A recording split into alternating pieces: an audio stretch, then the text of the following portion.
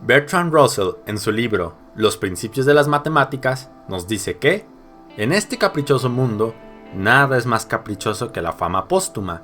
Una de las víctimas de la falta de juicio de la posteridad es Zenón el Eleata. Habiendo inventado 4 argumentos, todos inconmensurablemente profundos y sutiles, la gran mayoría de filósofos subsecuentes lo declararon un ingenioso tramposo, y sus argumentos fueron vistos como meros sofismas. Después de 2000 años de continua refutación, estos sofismas fueron rehabilitados y constituyeron la base de un renacimiento matemático. Como se puede apreciar a lo largo de los numerosos siglos, el filósofo Zenón de Elea sigue dando de qué hablar. No es para menos. Contemporáneamente lo podemos considerar el inventor de la dialéctica, método que después sería utilizado por Platón con sus respectivos matices, en la cual se afirman 2 tesis contrarias, y a partir del diálogo continuo, estas posiciones son llevadas a irresolubles paradojas por los interlocutores de dicho diálogo. Aunque Platón consideraba que sí se podía llegar progresivamente a la verdad de esta forma, Zenón tiene el gran mérito de haber demostrado que haciendo uso de cierta gimnasia mental y concatenando argumentos ingeniosos, se podía probar tanto una tesis como su antítesis. En este sentido, influyó también a los sofistas, aunque Zenón no era uno de ellos. El Eleata fue un agudo dialéctico, que por derecho propio tiene un valioso lugar en la historia del pensamiento junto a otros filósofos de la talla de Heráclito o Parménides. Sin embargo, como bien diría Russell, la posteridad ha sido injusta con el Eleata, así como lo ha sido con muchos otros filósofos y artistas a través del reacio flujo de la historia humana. Bienvenidos a nuestro canal de Filosofía Macántropos. En este video expondremos las llamadas paradojas de Zenón, que son los fragmentos que conservamos sobre lo que el filósofo de Elea pudo haber dicho, y demostraremos, haciendo los matices suficientes, que Zenón reclama independencia propia y genialidad filosófica, desapegándonos de las interpretaciones tradicionales que ha tenido su pensamiento. Sin más preámbulo, comencemos. Siguiendo la ya tradicional pérdida de fragmentos y testimonios de los presocráticos, casi nada se sabe de Zenón respecto a su vida. Sin embargo, a lo mucho los especialistas creen que Zenón pudo alcanzar su madurez entre el año 468 y 450 en Elea. El consenso es unánime al considerar que Zenón sí fue discípulo de Parménides, pero no a la manera en la que Platón, en su diálogo El Parménides, lo representa. O sea, como un acérrimo y ortodoxo defensor de lo uno por sobre lo múltiple, casi como si Zenón fuese el hijo intelectualmente dependiente de Parménides. Fue gracias a la idealización platónica que durante siglos tradicionalmente se redujo la filosofía de Zenón de esta forma, aunque cada vez son más los eruditos que opinan que esto es falso. Entre algunas de las anécdotas que se cuentan sobre Zenón se encuentran las que lo consideraban bilingüe, no porque hablara 2 lenguas diferentes, sino porque era tan hábil demostrando las aporías a las que se llegan sosteniendo, por ejemplo, la unidad o su tesis contraria, la multiplicidad, que se decía que en su vida misma él era dialéctico. Decía una cosa y pensaba otra. Esto nos puede conducir a creer que era un mero sofista, y aunque hay un testimonio en el que se hace alusión a que Zenón cobraba por su enseñanza, lo cierto es que llamarlo de esa forma es un anacronismo.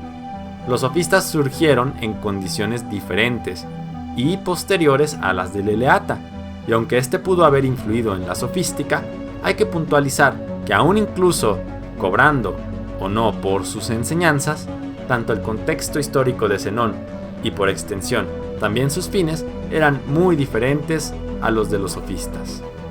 Habiéndose mencionado todo esto, podremos exponer in media res sus 4 paradojas, las cuales confirmarán las discrepancias que tuvo con respecto a Parménides y remarcarán la originalidad del discurso zenoniano. La dicotomía. Aunque ya Aristóteles nos habla de esta paradoja en su Física, es implícito el que la vuelve más clara al explicitarla con más extensión. Es necesario que el móvil recorra infinitas magnitudes en un tiempo limitado. Como esto es imposible, el movimiento no existe. Y más adelante añade: toda magnitud, entonces, tiene infinitas divisiones, y es imposible recorrer una magnitud dada en un tiempo limitado. La paradoja es bastante explícita por sí. Si una distancia se divide en infinitas partes y solo disponemos de un tiempo, el cual no es infinito, entonces nunca podremos movernos. El núcleo de este argumento dialéctico reside en la incompatibilidad entre la infinitud de la distancia y la finitud del tiempo, como bien menciona Calogero. Aquiles. Esta paradoja es una extensión de la anterior y nos la ha legado Aristóteles y también Simplicio. Esta la explicaremos con nuestras propias palabras.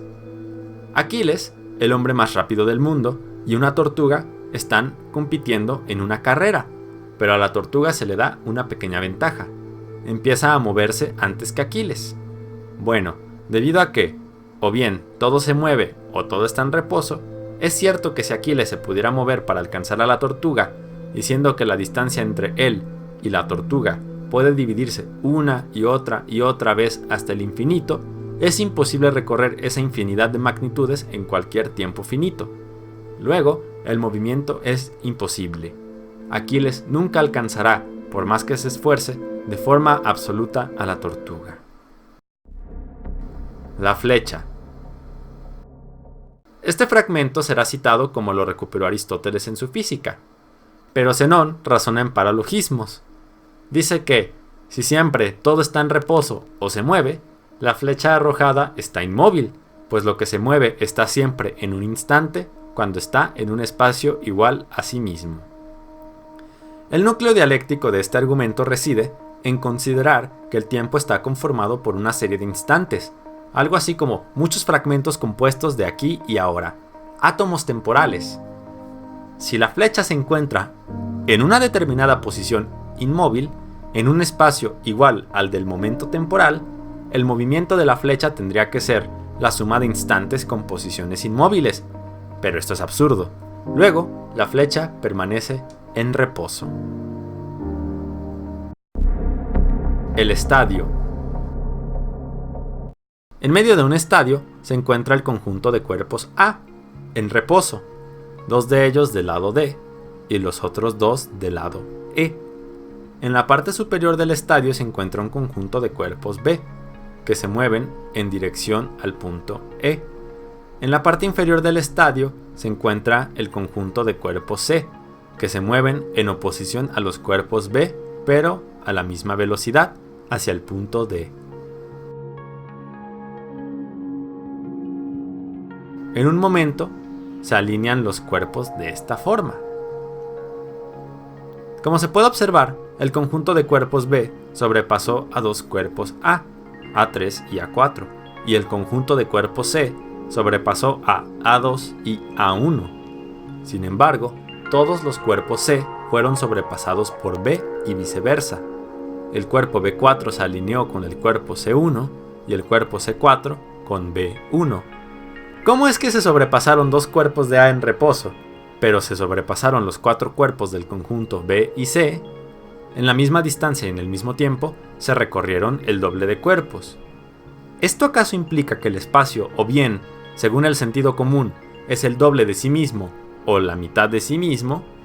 Si la velocidad es la relación entre el espacio y el tiempo, y estos están conformados o bien por una serie de distancias o bien por una serie de instantes, indivisibles en cada momento, ¿cómo es que se puede decir que las unidades espaciales son el doble o la mitad de sí mismos si son unidad? Siendo esto absurdo, se sigue que el movimiento es una ilusión. Lo que Zenón quiso probar con estos argumentos es que el movimiento, como se nos presenta tan cotidianamente, es ilusorio. La percepción sensible es completamente relativa. ¿No hay diferencias aquí con su maestro Parménides? Aunque Parménides consideró que la verdad es lo que puede pensarse, o sea, lo que es, también le dio cierto estatuto de veracidad a las opiniones de los mortales. Zenón nos dice, por otro lado, que estas son completamente ilusión. ¿Quería probar Zenón que lo que existe es de la misma forma que Parménides? Quizás, pero solo de forma indirecta. Al fin y al cabo, si algo nos enseñó Zenón, es que los argumentos que apelan más al sentido común pueden llegar a ser los más problemáticos. Zenón no enseña una doctrina metafísica propiamente, ni una cosmología.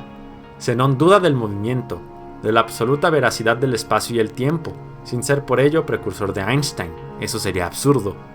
La originalidad de Zenón radica en que no perteneció propiamente a ninguna escuela, aun habiendo nacido en Elea, y sin embargo, nos legó la dialéctica, y nos hizo cuestionarnos si se podía hablar de una verdad inmutable incluso filosóficamente.